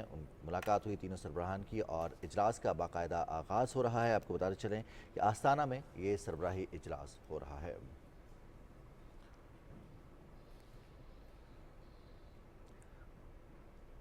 शंघाई ताउन तंजीम कौंसिल हेड ऑफ स्टेट्स का इजलास का आगाज़ हो गया है आस्ताना में और काज़ाकिस्तान के सदर मेज़बान कासिम जुमारा तोक़ैफ़ बाकायदा इजलास का आगाज़ कर रहे हैं और वो इफ्तिताही कलमात अदा कर रहे हैं। आपको आगाह करते चलें कि वज़ीर-ए-आज़म मोहम्मद शहबाज शरीफ इस इजलास से कलीदी खिताब भी करेंगे। वज़ीर-ए-आज़म मोहम्मद शहबाज शरीफ इस इजलास में पाकिस्तान का नुक्ता नज़र पेश करेंगे। इलाकाई सूरत हाल हो, आलमी सूरत हाल हो, इसमें पाकिस्तान का नुक्ता नज़र क्या है, फिर तजारती राहदारी के हवाले से, कनेक्टिविटी के हवाले से वज़ीर-ए-आज़म मोहम्मद शहबाज शरीफ पाकिस्तान की तरजीहात के हवाले से तमाम रुकन ममालिक को आगाह करेंगे। काज़ाकिस्तान में शंघाई ताउन तंजीम काउंसिल ऑफ हेड्स स्टेट इजलास हो रहा है। इसके बाद इसके फॉलोअप में एक SCO प्लस इजलास भी होगा जिसमें तमाम वो ममालिक भी शिरकत करेंगे जो कि मुबस्तर ममालिक हैं या फिर ऑब्ज़र्वर्स हैं। इसके अलावा आज के इजलास में बेलारूस की जानिब से जो रुकनीत की दरख्वास्त दी गई है उस पर फैसला भी किया जाएगा। मुस्तकिल रुकनीत बेलारूस को दी जाएगी। शंघाई ताउन तंजीम का ये इजलास है। हम देख रहे हैं जिस तरह से शंघाई ताउन तंजीम ने ख़ास तौर पर इस इलाके में न सिर्फ ताउन के हवाले से काम किया है, इस ताउन की नई राहें खोली हैं। इस हवाले से हम आपको आगाह करते रहेंगे। वज़ीर-ए-आज़म मोहम्मद शहबाज शरीफ इस इजलास से कलीदी खिताब भी करेंगे। बिल्कुल जनाब, वज़ीर-ए-आज़म शहबाज शरीफ विजन सेंट्रल एशिया के तहत सेंट्रल एशियन स्टेट्स के साथ मज़ीद कोलैबोरेशंस और जो ऑलरेडी हमारे उनके साथ ताल्लुकात हैं उनको मज़ीद मुस्तहकम बनाने के लिए वहाँ पर मौजूद हैं और इस हवाले से मुख्तलिफ यादाश्तों पर दस्तखत भी किए जाएंगे। अब प्रोग्राम का सिलसिला आगे बढ़ाते हैं। जी, ये मनाजिर हैं आस्ताना से जहाँ पर शंघाई ताउन तंजीम का सरबराही इजलास शुरू हो चुका है। वज़ीर-ए-आज़म मोहम्मद शहबाज शरीफ इस इजलास में पाकिस्तान की नुमाइंदगी कर रहे हैं। सरबराह इजलास में शरीक हैं वज़ीर-ए-आज़म मोहम्मद शहबाज शरीफ जबकि 9 मुस्तकिल रुकन ममालिक के सरबराहान भी इजलास में शिरकत कर रहे हैं जिसमें चीन के सदर शी जिनपिंग, रूस के सदर व्लादिमीर पुतिन, इसके अलावा वस्त एशियाई रियासतों के सरबराहान भी इस इजलास में शिरकत कर रहे हैं।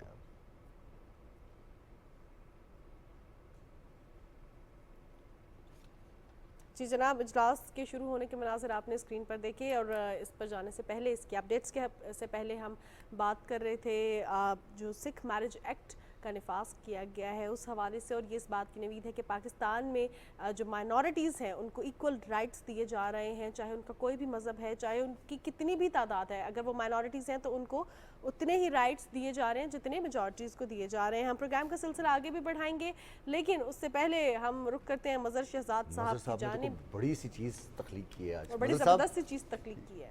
क्या हैरत कदा आपने खोल लिया? हाँ, ये बुल है जी, आपको पता है स्टॉक एक्सचेंज का बुल और बियर। यस, दोनों चल रहा है जी। हाँ, बियर तो बेचारा बहुत ही अब वो नीचे चला गया, 80,000 की जी एक इंडेक्स है, वो का राज कर गया। तो ये पाकिस्तान में पहली दफ़ा हुआ है। इंशाल्लाह ये और भी आगे बढ़ेगा और लोग इससे इस्तेमाल भी करेंगे इंशाल्लाह। बहुत शुक्रिया मज़र भाई, थैंक यू वेरी मच। बड़ा ज़बरदस्त कार्टून आपने तख्लीक किया और ये नुमाइंदगी की, आपने रिप्रेजेंटेशन की है। और अब हम कुछ बात करेंगे मौसम की बदलती हुई सूरत हाल के हवाले से, जो NDMA ने इक़दाम किए हैं, क्योंकि मौसम, लेकिन अगर 1 घंटा या आधा घंटा तवील बारिश होती है तो उसके फ़ौरन बाद ही हमें फ़ौरन से पहले ये परेशानी लाहक हो जाती है कि इतना पानी आ गया है या पानी जमा होना शुरू हो गया है, तो अब इसकी निकासी कैसे होगी, और जो इंफ्रास्ट्रक्चर के लिए नुकसानदेह हो सकता है, ख़ासतौर पर लैंडस्लाइडिंग उन इलाकों में जो पहाड़ी इलाके हैं या फिर नदी नाले उनमें तुग़यानी आती है, तो वहाँ पर क्या नुकसान हो सकता है, उससे हम कैसे महफूज रह सकते हैं। तो उसके लिए NDMA ने इक़दाम शुरू कर दिए। बिल्कुल जनाब, NDMA ने इक़दाम तो शुरू किए हैं। इसके साथ साथ जो ये पूरा जुलाई का महीना है इसको बाइफरकेट करके बताया गया है कि पहले हफ्ते में कहाँ पे और कितने फ़ीसद जो है बारिशें इंक्रीज़ कर जाएंगी। इस पर बात करने के लिए हमारे साथ जो मौजूद है NDMA की रिप्रेजेंटेटिव, वो हैं जी ज़हरा हसन। और ज़हरा, आपको प्रोग्राम में खुशामदीद कहते हैं। आपसे मैं जानना चाहूँगी कि जुलाई का जो 1 जुलाई था, बारिशों का सिलसिला स्टार्ट हुआ, थोड़ा सा डिले से हुआ या हम जो है पहले से बड़े एक्साइटेड भी थे बारिशों के हवाले से, लेकिन इस दफ़ा गुज़श्ता बरस से ज़्यादा बारिशें मुतवक्का हैं। इस हवाले से NDMA क्या इक़दाम कर रहा है? जी, thank you so much for inviting me in your programme. फिर सेकेंडली आपके प्लेटफॉर्म के ज़रिए से मैं आवाम को बताऊंगी कि national emergency operation centre NDMA ने इस साल के आगाज़ में पूरे साल की प्रेडिक्शन कर दी थी, मेट्रोलॉजिकल भी और हैज़र्ड वाइज भी। और मूनसून जो है इस साल हमारे एनालिसिस के मुताबिक जो है वो 40 से 50% ज़ायद जो है वो बारिशें एक्सपेक्ट की जा रही हैं। और इसमें हमने वो तमाम मकामात भी आइडेंटिफाई कर लिए हैं जहाँ पर हमारे पास ये बारिशों का स्पेल ज़्यादा एक्सपेक्ट किया जा रहा है। हमने सिर्फ मौसमियाती प्रोजेक्शंस नहीं दी, बल्कि हमने उसका क्या इम्पैक्ट होगा, कहाँ कहाँ हैज़र्ड की सूरत में वो बन सकते हैं, ये भी सारी मालूमात जो है हमने साल के आगाज़ पे इस पे काम करना शुरू कर दिया था। और ये पूरी इंफॉर्मेशन हमने एक मुकम्मल डॉक्यूमेंट की सूरत में भी जो है वो डेवलप की है, जो हमारी वेबसाइट पे भी मौजूद है।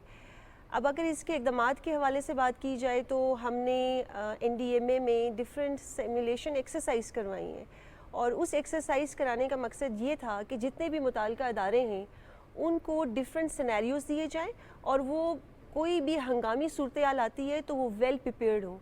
उसमें हमने तमाम PDMAs और जितने भी कंसर्न डिपार्टमेंट्स हैं, जिसमें PMD शामिल था, जिसमें NHA शामिल था, और बहुत सारे अदारे जो हैं वो उस सिमुलेशन का पार्ट थे।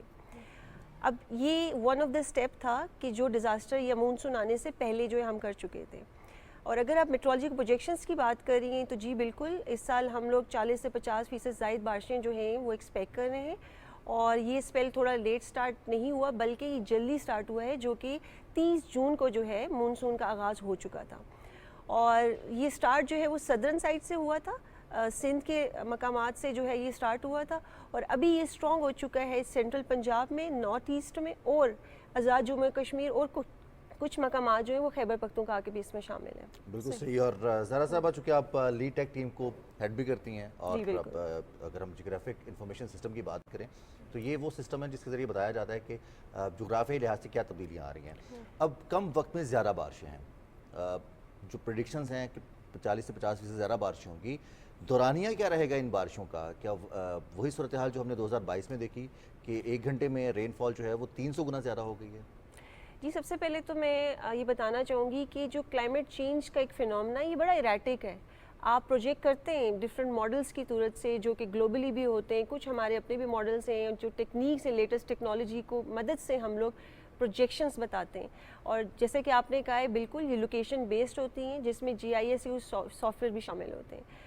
अब ये बिल्कुल ये इरेटिक, जिस तरह मैंने भी आपको बताया ये है, तो हमारे पास एक इतनी नेचर है कि फॉर एग्जांपल अगर आपके पास जो है वो किसी रीजन में जो है ये बहुत स्ट्रांग होगा, then it will shift to some other place. तो ये कंटिन्यूसली इसमें डिफरेंट फिनोमेना शामिल होते हैं, विंड शामिल होती है, ह्यूमिडिटी शामिल होती है, तो ये फिनोमेना जो है वो मूव करता जाता है, चेंज करता जाता है with respect to the time.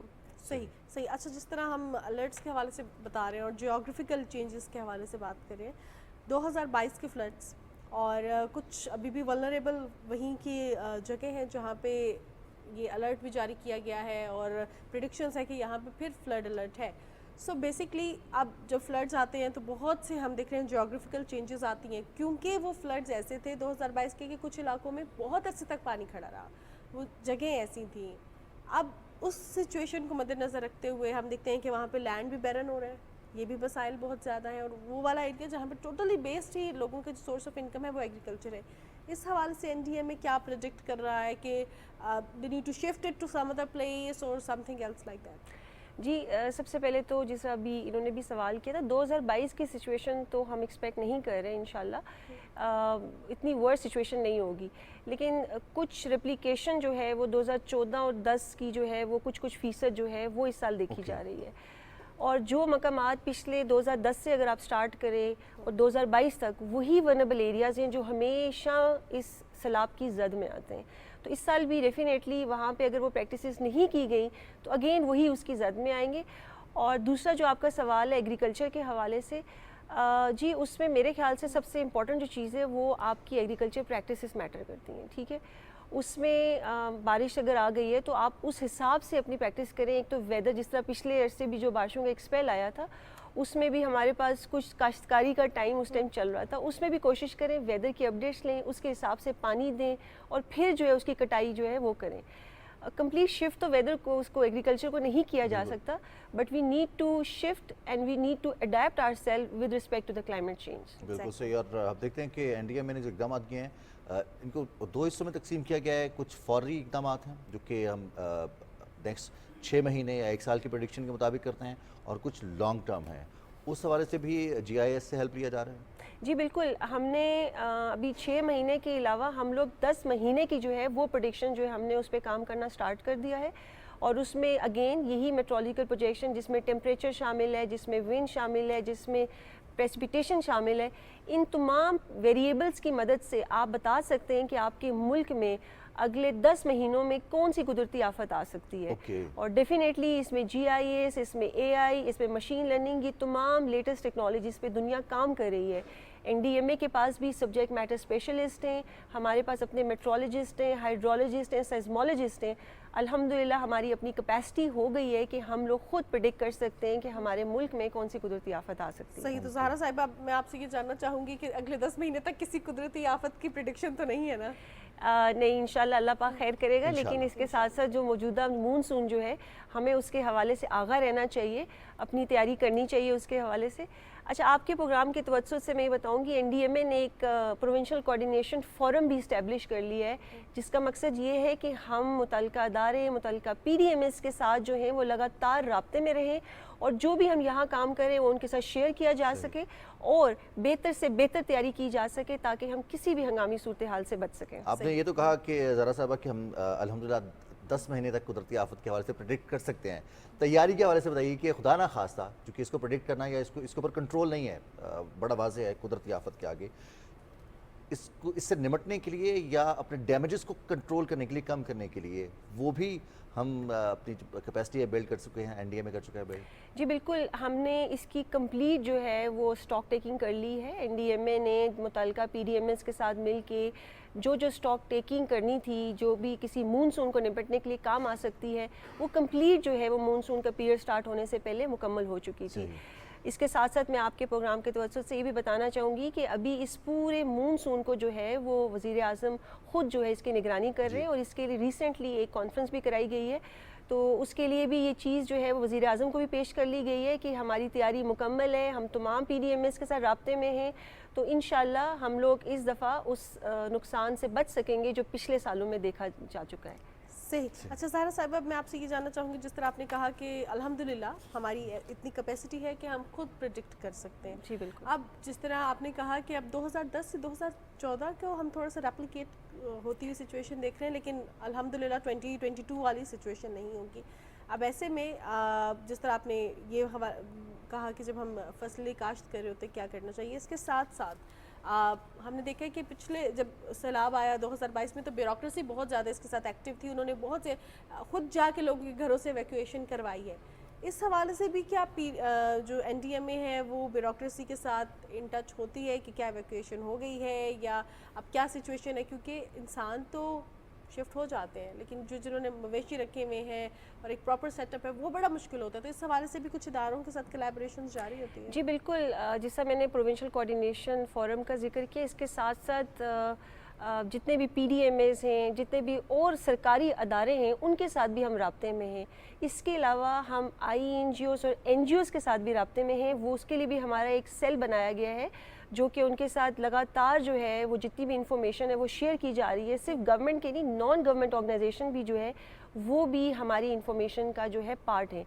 और जिस तरह आपने 2022 का जिक्र किया है, बिल्कुल उसमें भी ये टीम्स काफ़ी एक्टिव थी और इस साल जो है इनकी परफॉर्मेंस जो है वो इंशाल्लाह काफ़ी बेहतर होगी पिछले सालों के निस्बत। इंशाल्लाह और बड़ा ज़बरदस्त काम कर रही हैं आप। और आप NDMA की तर्जुमान हैं और आगाह करती हैं। बहुत शुक्रिया आपका ज़हरा साहब, आप तशरीफ़ लाई। और मानसून की तैयारियों के हवाले से बात की जाए या फिर अब मानसून हो रहा है, बारिशें हो रही हैं, अब साथ साथ हमें इससे अपने आप को प्रोटेक्ट कैसे करना है, हमारी वो तमाम तर चीज़ें हम देखते हैं। 2010 के जब सैलाब आए तो उसमें बहुत सारे लोगों का नुकसान सिर्फ इसलिए हुआ कि उसमें बहुत सारी चीज़ों के बारे में उनके पास आगाही नहीं थी। अपने आप को महफूज कैसे रखना है, आपने एवैक्यूएट कैसे करना है, जो कि महानूर ने बात की थी कि लोगों को एवैक्यूएट करना, ख़ासतौर पर जिनके माल मवेशी हैं, गाँव में रहते हैं, वहाँ पर उनकी ज़मीनें भी हैं, घर भी है, घर का सामान भी है, बड़ा सेंसिटिव हो जाता है ये मामला कि हम कैसे छोड़ कर जाएंगे और कहाँ रहेंगे। लेकिन इस बार टाइम की कमी है और एक और बड़ी ज़बरदस्त सी चीज़ मैंने शेयर करनी है, तो मैंने इसलिए आपकी बात ख़त्म होने का इंतज़ार नहीं किया। जिस तरह हम तैयारी के हवाले से बात करते हैं, समर वेकेशंस चल रही हैं और बच्चों की हर इवेंट पे अलग तैयारी होती हैं, बड़ों की अलग तैयारी होती है। किसी भी इवेंट पे हम जाते हैं तो बच्चे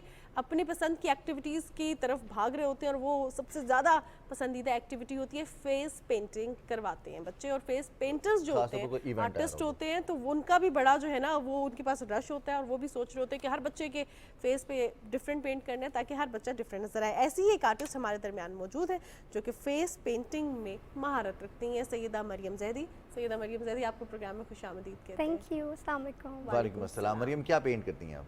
मैं बहुत ज़्यादा काफ़ी चीज़ें जो बच्चों को मेनली पसंद होती हैं मैं उन सब पेंट कर लेती हूँ। ज़्यादातर गर्ल्स के लिए बटरफ्लाइज तो उनको बहुत पसंद होती हैं, वो हमारी काफ़ी फेमस भी है, बहुत पसंद करती हैं गर्ल्स। बटरफ्लाइज एक जैसी या coloured butterflies? Different colourful butterflies, glittery होती हैं, कुछ जिस तरह भी गर्ल्स को चाहिए होती हैं, कस्टमाइज्ड वो हम कर लेते हैं पेंट। अच्छा मरियम, ये जैसे आपने बटरफ्लाइज का कहा या ग्लिटरी बटरफ्लाइज का, अब से बच्चियां नहीं, बड़ी लड़कियां, grown up girls, they also want face painting और फेस पेंटिंग उनको बड़ी अच्छी लग रही होती है। हम देखते हैं खासतौर पे जो मैचेस देख रहे होते हैं तो ग्राउंड में भी वो उन्होंने बड़े प्यारे प्यारे एक जैसे पूरे फ्रेंड्स के ग्रुप में पेंट करवाए होते हैं, तो वो भी आती हैं आपके पास? जी ऐसा हुआ है, मेरे पास ग्रुप्स आते हैं, फ्रेंड्स होती हैं वो, तो वो एक जैसी ही कराती हैं। फ्लावर्स और इस तरह की चीज़ें उनको पसंद होती है, तो मैंने काफ़ी इस तरह की ग्रोन अप्स के लिए बहुत की हैं। तो मरियम, ये आइडिया कहाँ से आया कि मरियम को फेस पेंट करना है? ये लॉन्ग स्टोरी शॉर्ट में मेरी मदर जो है वो आर्टिस्ट भी रही हैं, उन्होंने वो बेसिकली मॉन्टेसरी टीचर हैं। अच्छा। तो उनको ये आइडिया आया था बैक इन 2021 कि हम लोगों को कुछ ऐसी एक्टिविटीज़ अरेंज करनी चाहिए जिसमें बच्चे इन्वॉल्व हों। तो फिर उन्होंने एक्टिविटीज़ अरेंज की और मुझे आइडिया आया कि हम लोगों को कुछ इस तरह से भी अरेंज करना चाहिए, फेस पेंटिंग मेनली, क्योंकि वो बच्चे बहुत इन्जॉय करते हैं। तो फर्स्ट टाइम जब मैंने किया तो इतना अच्छा हमें रिस्पॉन्स मिला, तो फिर हमने सोचा कि इसको कंटिन्यू कर लेते हैं आगे। बचपन में तो मेरे स्कूल में सिर्फ स्टार बन जाता था चेहरे पे, लेकिन ये भी फेस पेंट होता था, उसमें भी हम कलर खुद भर लेते थे। मरियम, ये बताइएगा कि एक चीज़ बड़ी जो है पेरेंट्स भी कंसर्न रहते हैं कि कौन से पेंट्स यूज़ हो रहे हैं कि बच्चों की स्किन ख़राब ना हो जाए। लड़कियां भी आते हुए पूछती होंगी कि इसके उतारेंगे कैसे, रिमूव कैसे करना है, तो कौन से कलर्स यूज़ होते हैं? हम पोस्टर पेंट्स इस्तेमाल करते हैं, क्योंकि जितने भी अभी तक मैंने पेंटिंग की है उसमें मैं पोस्टर पेंट्स ही करती हूँ। बहुत अच्छा रिज़ल्ट आता है, बहुत अच्छा होता है। और साथ हम ग्लिटर्स यूज़ करते हैं, कोई भी बेसिक ग्लिटर्स, तो बहुत अच्छा, उसमें कोई हमें कंप्लेन कभी भी नहीं आई, क्योंकि पेरेंट्स तो खुद बहुत शौक से अपने बच्चों को बिठा के करवाते हैं, तो ऐसा कोई कंप्लेन कभी कुछ इस तरह नहीं हुआ, तो बहुत अच्छे रहे हैं। बिल्कुल सही। तो मरियम, हमें ये पता चला है कि आप खुद सिखाना भी शुरू कर दिया है आपने? जी, अब ये मैंने सोचा कि अब मुझे ये टैलेंट को और लोगों में भी डिवाइड करना चाहिए, तो फिर अभी समर कैंप्स में मैं ये क्लासेस इस तरह हम अरेंज कर रहे हैं जिसमें हम छोटे हर उम्र के बच्चों के लिए हम उनको हम भी बच्चे हैं सिखाएंगे। दोनों। आप भी आइएगा, आपको भी सिखा देंगे। अच्छा मरियम, एक माइंड में बात आती है कि फेस पेंट कर रहे हैं, तो ये जो हम मेकअप करते हैं ये भी बेसिकली एक पेंट ही है, इट्स जी। कैनवस जहाँ पे हम करते हैं। तो क्या मेकअप के साथ भी कोई रुझान है आपका? I don't like makeup at all. मुझे मेकअप नहीं अच्छा लगता, तो उसका मुझे नहीं लगता कि कोई कनेक्शन है between face painting and makeup. But it's like grip होती है हाथों में, महारत होती है, the way you are making things on face. क्योंकि अब बहुत टाइम कर चुकी हूँ, तो आई गेस अब आई एम क्वाइट प्रैक्टिस्ड। कितने उसमें साल काफ़ी हो गए? आई गेस 3 इयर्स हो गए हैं। 3 इयर्स हो गए हैं। तो उससे Okay. पहले तो मैं नॉर्मली कैनवस पे पेंटिंग करती थी। अच्छा, तो याद है पहला पेंट क्या किया था आपने किसी के चेहरे पर, और किसके चेहरे पे किया था वो भी याद है? मैंने अपनी कज़न के फेस पे किया था और मैंने बटरफ्लाई बनाई थी फर्स्ट टाइम। अच्छा, तो अच्छी बनी थी। तो कुछ कोई ऐसा डिजाइन जो बहुत मुश्किल लगा हो और किसी ने कह दिया हो कि ये वाला पेंट कर दो? फेस पे स्पाइडरमैन बना दो। मैंने लायन बनाया था एक फेस पे। उन्होंने lion? ऑन द स्पॉट का क्या लायन, उन्होंने मुझे पिक्चर दिखाई थी उसके साथ, वो फिर मैंने बना लिया था, बन गया था। And you were satisfied? या क्योंकि आर्टिस्ट खुद जब तक सेटिस्फाइड हो ना तो खुद परेशान रहता है कि मैं सही नहीं बना सका। और फेस खासतौर पे बच्चों को एक जगह पे रोकना बड़ा वो बहुत tricky चीज़ मुश्किल होता है, होता बच्चे है हिलते रहते हैं बहुत, क्योंकि कुछ पेरेंट्स ऐसे होते हैं जो लाइक 5 मंथ्स और इतने छोटे बच्चों को भी अच्छा। कराते हैं, बहुत छोटे 1 ईयर इस तरह, तो उनको मैनेज करना, क्योंकि वो छेड़ रहे होते और हैं, हाथ वो भी लगा फिर वो स्ट्रोक्स होते हैं पेंट्स के, वो लग जाते हैं उनके फेस पे, तो फिर उनको कंट्रोल करना बहुत मुश्किल होता है। फिर ये होता है कि मेरी मदर उनके साथ सिंगिंग कर लेती हैं, पोइम सिंगिंग कर लेते हैं हम लोग उनको इंटरटेन करने के लिए, ताकि वो आराम से ईजी ये बड़ा ज़बरदस्त काम है। तो अब क्या नेक्स्ट है? ये तो हो गया फेस पेंट कर सिखा भी रही हैं, नेक्स्ट क्या है जो गोल है, ड्रीम है, वो क्या है मरियम ज़ैदी का? मैं आर्टिस्ट बनना चाहती हूँ, तो मेरा आप गोल artist हैं? You are an artist already. I want to come out as an artist, like I want to be called as an artist. That's my You are an goal. artist, Maryam. तो अच्छा ये बताइएगा कि फेस पेंट में जिस तरह आपने poster colours कहा, ग्लिटर कहा, एट द एंड बहुत से लोग जो आपको देख के इंस्पिरेशन ले रहे हैं, उनको क्या मैसेज देंगे? किस चीज़ से पहले स्टार्ट करें? पहले क्या मार्कर से डिज़ाइन बनाएं? क्या करें? कोई मैसेज देना पेंसिल से चाहिए? बनाएं। पेंसिल से Exactly. कैसे बनाएं? मैंने बहुत स्केचिंग की है। पहले मैं बहुत छोटी थी, मैंने अपने स्कूल टाइम में बहुत इन चीज़ों में पार्टिसिपेट किया, मैं ड्राइंग और इन चीज़ों में बहुत पार्टिसिपेट करती थी।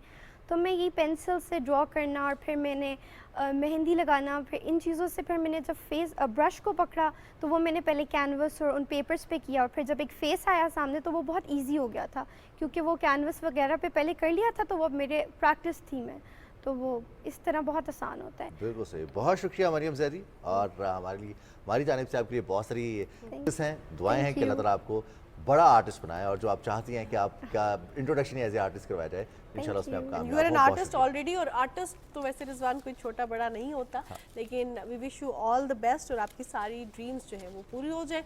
प्रोग्राम का वक्त हो गया है ख़त्म। अपनी मेज़बान माहनूर कुरैशी और रिजवान अली अहमद को इजाज़त दीजिए। इंशाल्लाह कल सुबह आपसे मुलाकात होगी सुबह पाकिस्तान में। अपना बहुत सारा ख्याल रखिएगा। अल्लाह हाफिज़।